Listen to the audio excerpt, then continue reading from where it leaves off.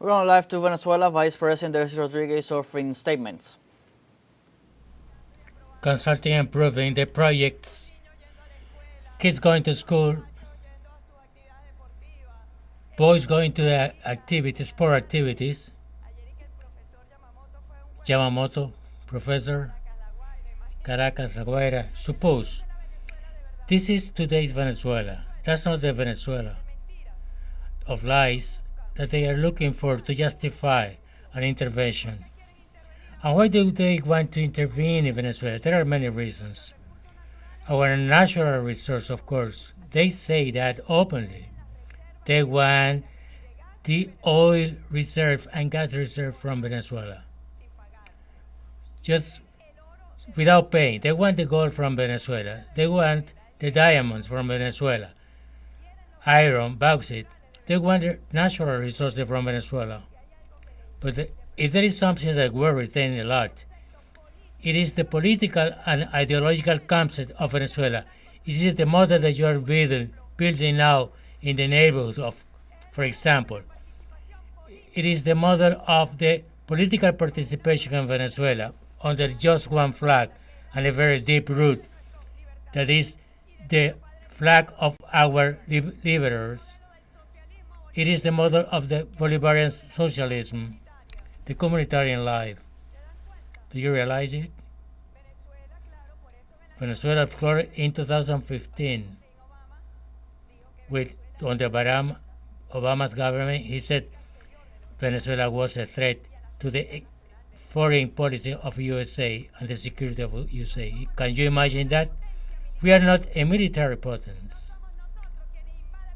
We did not invade countries to change governments. We are not the ones who kill millions of people in the world to rob their resources. No. We are a good Venezuela. We are the Venezuela who built, but also the Venezuela who has a political and ideological model that is Bolivarian, that is social justice, that is the concept that Bolivar gave under Congress in Angostura when he spoke about this social security, the happiness for the Venezuelan people. That's the model that is uniting us, a model of justice and social equality. That concept is a model.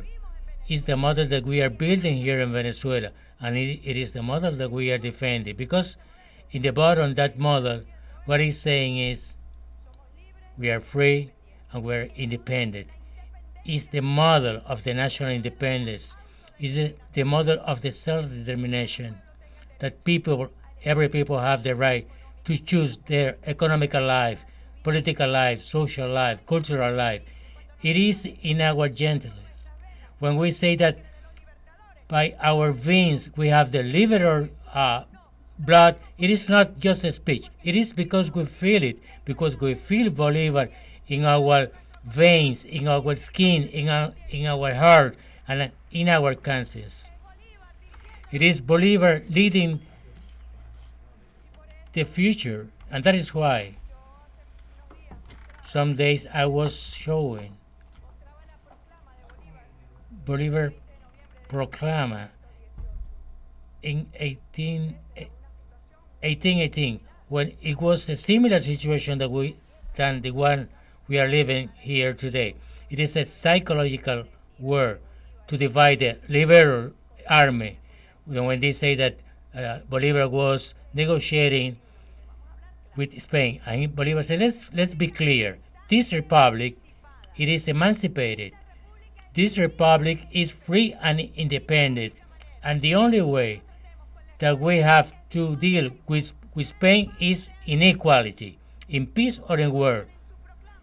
In Bolivar was very clear about the independence, the freedom, sovereignty, self-determination.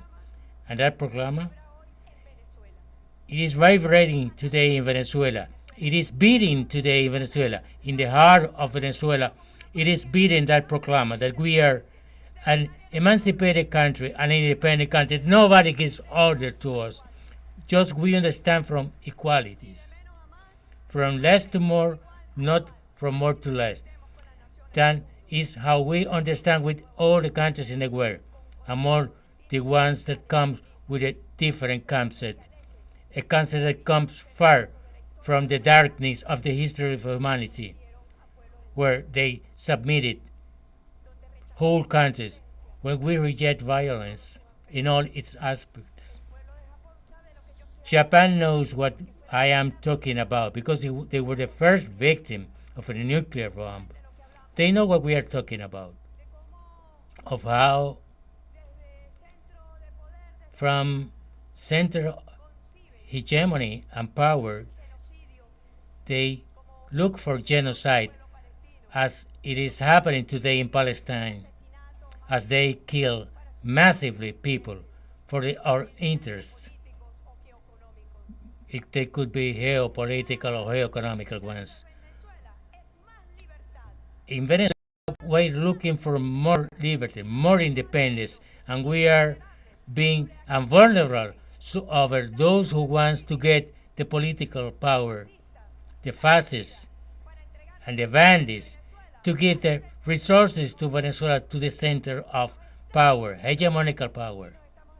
We are getting stronger and indestructible in front of those threats through democracy, participative democracy, that is in the community life and the life in the neighborhood. That's why I said that the neighborhoods today are the top subject, political subject of democracy, deep democracy. You are, because the state, Venezuelan state, and the seven transformations are in order to go along with that political life. We are not speaking about what men indicates before. There are teachers in here that you know what I'm talking about, no intervention, and we are talking about something very deep, that is life in the neighborhoods, life in the unprovised square, life on the street. That is the community, the one that is deciding what to do with everything that we have, with electricity, water, how to be productive, how to guarantee the security, how to guarantee our comprehensive defense. It is the channel, the vehicle to defend Venezuela.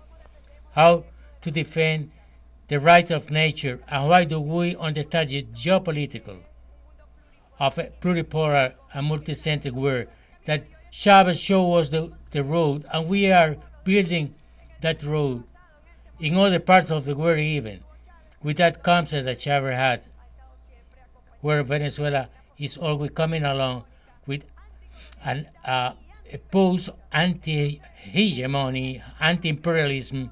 Of course, that concept should be dangerous for the decadent hegemons. But us, we are not doing it to submit other nations.